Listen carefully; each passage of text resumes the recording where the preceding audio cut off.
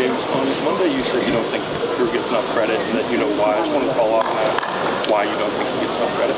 Yeah, obviously if I wanted to get into those details at that time or this time, I would have spoke on it. I appreciate the question, I understand the question, but yeah, not interested in getting into that right now. James, Audavion Collins getting some time. I know part of that probably because Elliott wasn't available last week, but he's a guy we heard so much about during the offseason, especially from you in preseason. Why exactly? I mean, can you talk through his journey? Because we didn't see a lot of him consistently defensively, but he's flashed a little bit of late. Yeah, he's a kid that transferred into the program. When he got here, he was like, even after being in college, he was like 165 pounds. And he just has embraced everything that we've asked him to do. And he works his tail off in the weight room, works his tail off at practice every single day.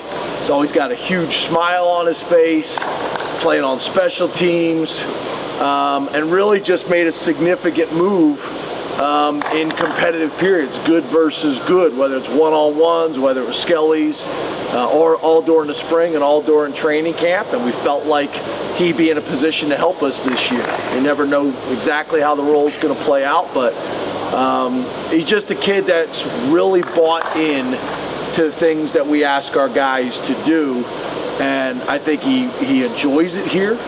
I think he's one of those guys that he's very well liked on the team by his teammates and the coaches, and I think as he continues to have opportunities and make some plays, his confidence will continue to grow, and you'll see his role continue to grow as well in the program. So he's that close to making some big time plays for us. So he'll grow from it and learn from it. But we're big fans of his. James, you said on Monday, Tom Allen doesn't get enough credit for what he's done with the defense. Can you maybe point to anything specific that you feel like he needs more recognition for? Well, I just think what happens sometimes, I don't care what profession or what job you're in, depending on who you follow, plays a role in how you're perceived. And he follows Manny Diaz, and we have one of the top defenses in the country. So you come in here, and I think defensively we were ranked, depending on which formula you're looking at, anywhere between 2, 3, or 4. So unless you're 1, it don't feel like you got a whole lot better. But I think he's done a really good job of coming in here and adapting. We got one of the top defenses in the country. I think our defense is our highest rated unit, and it just like no one's talking about it. So I think he's done a really good job of, been a head coach for a long time and getting back into the defensive coordinator role. And the staff's been great, the team's been great, and holding on to a lot of the things that we were already doing here, but then putting his own stamp on it. So I just think it's an example of kind of who you follow, and he probably had the toughest follow. So give him a ton of credit what he's doing, and the players have been really, really good, and very different personality, very different approach. But I think he's doing a great job, and I think our whole defensive staff is. James, how does an undersized center in college become such a good tight ends coach? What are the things about Ty and his background that maybe allowed him to adjust to a not completely different position, but something a little bit different? Well, first of all, he's the son of a high school coach, so he knows ball. He loves ball. He studies it.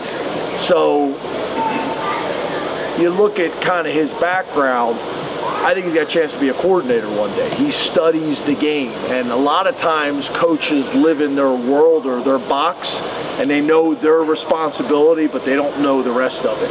And he always has been a student of the game. But I think the other thing is I'm a big fan of having O-line coaches at the tight end position, because all these tight ends, they want to run routes and catch balls, and most of them did that in high school. But you need somebody to develop them as a blocker as well.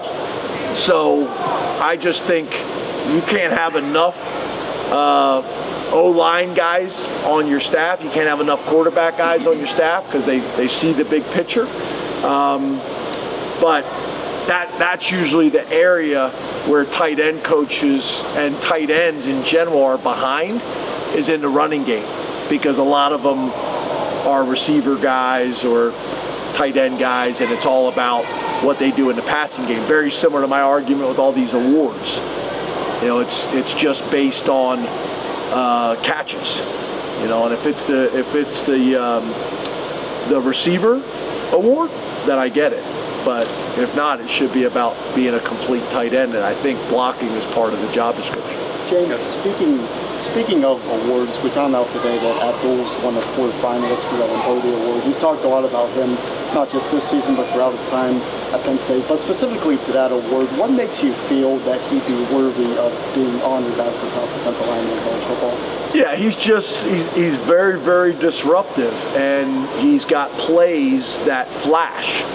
You know, whether you're a football kind of lifer and a football, somebody that really studies the game, like all you guys, he's got plays that really flash. But even if you're not, he's got plays that you're like, wow, those are impressive plays. I think it took him a little time to get comfortable at defensive line and specifically defensive end. But he's a disruptive player. When you talk about tackles for loss, and you talk about sacks, and you talk about pressures, and you talk about offensive coordinators spending all week on how they're going to manipulate their protections to deal with him, he's an impactful player. The good thing is that he's on these lists for these awards. The bad thing is none of these awards have adapted to the new college football, and all these awards are still during the season when all of us are playing. And they want you to come to the awards, but we got practice. So some of the awards have gone virtual, or they've moved the actual award banquet to after the season. But I think a lot of these awards need to look at it, and with the college football model changing, they're going to have to change and adapt with it as well.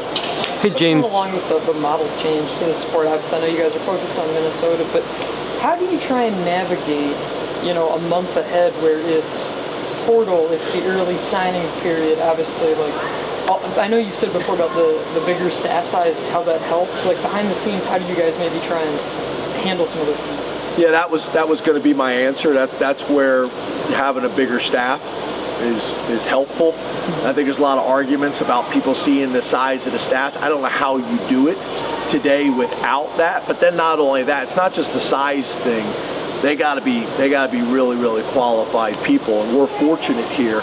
We got a group of people that have been with us for a long time, and they're working on those things. That's what they're doing 16 to 18 hours a day. So, even signing day is going to be different. We're going to have signing day, and typically it's the whole staff. It's going to be me and the recruiting staff, and the rest of the coaches are going to be, doing the game planning and doing all those types of things. So we do take some time every single week where myself and those guys will organize it, and then we'll include the coaches in the part of the conversation that they need to be a part of, but have it already organized and ready to go, so we're being as efficient as possible. And then typically we try to do it late in the week, like on a Thursday and a Friday when most of the game planning and everything is done.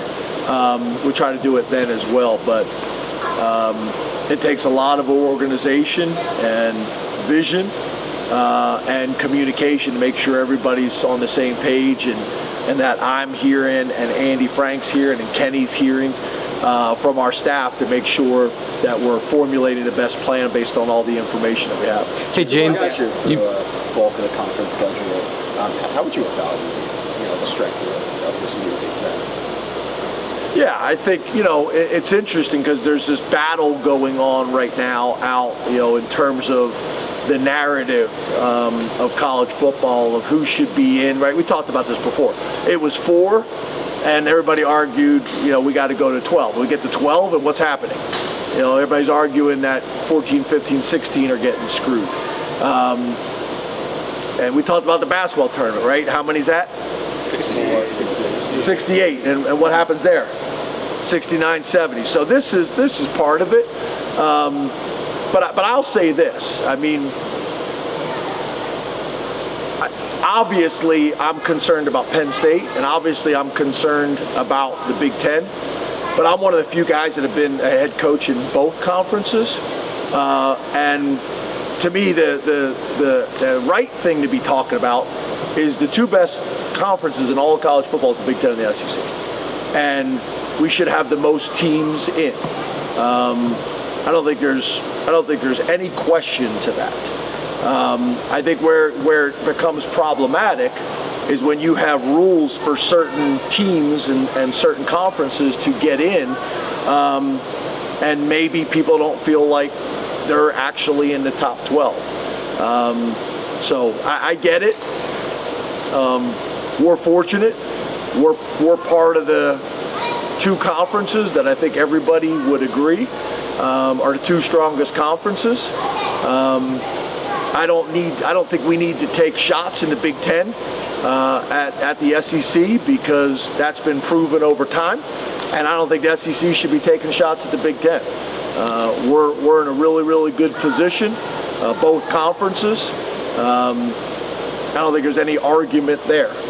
And the reality is, whether people's feelings are hurt or not, these two conferences need to have, the biggest number and the biggest presence in the playoffs, because we've earned it throughout the season. Coach, looking at Minnesota and their ability to make plays on defense and their turnover margin, how important is it for offensive efficiency, especially in this game, with similar to what Drew did against Purdue? How important is that? Yeah, very, very important. The stats that we talk about week in and week out is the turnover ratio and the explosive play ratio, and those two things are going to be critical on Saturday. And with a team that's doing a really good job of turnover ratio, I think they're plus 12.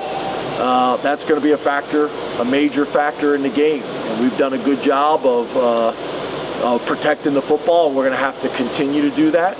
And the area that I think we can get better, that I think we talked about like a week or two ago, is that that we're creating some of those turnovers as well. So I give PJ a ton of credit. He kind of grew up professionally like I did, where before you can learn to win, you got to learn how not to lose games. And there's certain things that will get you beat, and that's turning the ball over, and that's giving up explosive plays, and that is not playing with great effort. And when you watch PJ's teams play, they typically check those three boxes. And then after that, then it's about doing all the things you need to do to be aggressive to take the next step. And I think PJ comes from a similar school, and that's what I see on tape. Thanks, Coach. Thanks, guys.